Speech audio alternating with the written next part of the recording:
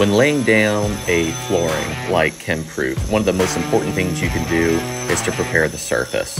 If the surface isn't prepared correctly, even just a little bit of oil from your hands, the flooring will not cure correctly and it will pull up from the floor. So preparing the surface is probably one of the most important steps.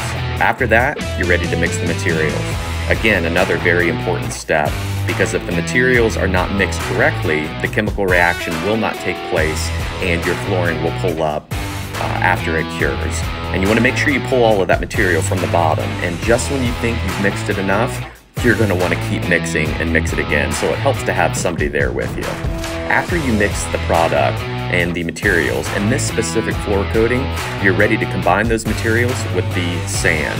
And so we brought out the heavy-duty mixer to mix it with the sand, and you're going to want to keep mixing it until it begins to thicken, because that lets you know your chemical reaction has begun to take place, and so you're ready to trowel it down.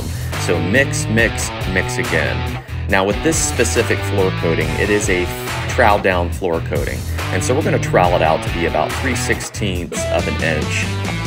Now this step is very important because the chemical reaction has taken place and it's beginning to harden. So once you begin to trowel down, you're only going to have about 15 to 20 minutes before you cannot manipulate the flooring anymore.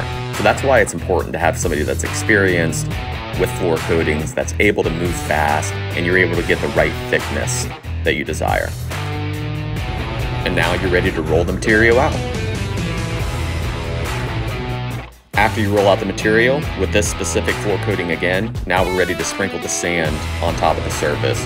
And what's unique about this floor coating is there's no dust when you're sprinkling with sand. So we get a nice thick layer of sand on top, and we're going to let it cure and brush off the sand once it's all dried up.